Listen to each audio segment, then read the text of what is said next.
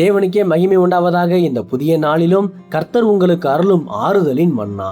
நானே உன்னை கபட நாவிலிருந்து விடுவித்து என்னுடைய மெய்யான சமாதானத்தையும் வெற்றியையும் தந்து உன்னை ஆசீர்வதிப்பேன். சங்கீதம் 120:2. கர்த்தாவே, பொய் உதடுகளுக்கும் கபட நாவுக்கும் என் ஆத்துமாவை தப்புவியும். கிறிஸ்துவுக்கு பிரியமானவர்களே, அன்றாட வாழ்க்கையில் உங்களை மிகவும் காயப்படுத்தியது எது என்று கேட்டால் பலரும் சொல்வது தங்களுக்கு நெருக்கமானவர்கள் சொன்ன பொய்களைத்தான். கூர்மையான ஆயுதங்களை விட மிக கொடியவை கபடமுள்ள வார்த்தைகள். இப்படிப்பட்ட மனிதர்களின் வஞ்சகமான சூழ்ச்சிகளிலிருந்து உங்களை நீங்கள் எப்படி பாதுகாத்துக் கொள்ளப் போகிறீர்கள்? அன்று யூதாசின் வஞ்சகமான முத்தத்திற்கு பின்னால் மறைந்திருந்த கொடிய சதியை இயேசு கிறிஸ்து நன்றாகவே அறிந்திருந்தார். ஆனாலும் அவர் தேவனுடைய சித்தத்தில் முழுமையாக நிலைத்திருந்ததால் அவனை அவர் எவ்விதத்திலும் நியாயம் தீர்க்க முயலவில்லை.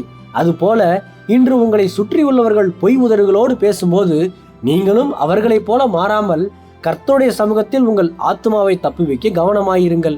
அப்போது கர்த்தர் உங்களை கபட நாவிலிருந்து விடுவித்து மனிதர்களின் சதிகள் உங்களை ஒருபோதும் வீழ்த்த முடியாதபடி தடுத்து போடுவார். மேலும் தேவனே உங்களுக்கு நீதி செய்து உங்கள் வாழ்க்கையில் மெய்யான சமாதானத்தையும் பெரிய வெற்றியையும் தந்து உயர்த்துவார். கர்த்தர் தாமே இந்த வார்த்தைகள் மூலமாக இன்று உங்களை ஆறுதல் படுத்தி ஆசீர்வதிப்பாராக. ஆமேன். அல்லேலூயா. ஜெபிப்போம். என் அன்புள்ள பரிசுத்த பரலோக பிதாவே, இந்த புதிய நாளுக்காக உமக்கு ஸ்தோத்திரம். விடுதலையின் ஆவியானவரே, இன்று நீரே என்னை கபட நாவிலிருந்து விடுவித்து உம்முடைய மெய்யான சமாதானத்தையும் வெற்றியையும் தந்து என்னை ஆசீர்வதித்தருளும். இன்று பிறந்த நாள், திருமண நாள் கொண்டாடும் உமது பிள்ளைகளின் இந்த புதிய ஆண்டை உமது நன்மை கிருபையால் முடிசூட்டி ஆசீர்வதியும். பிதாவே, இயேசுவின் வருகையில் நான் அவரோடு எடுத்துக்கொள்ளப்படும்படி என்னை தகுதிப்படுத்தும், தயார்படுத்தும். இயேசுவின் நாமத்தில் ஜெபிக்கிற நீங்கள் நல்ல பிதாவே. ஆமேன். மாரநாதா.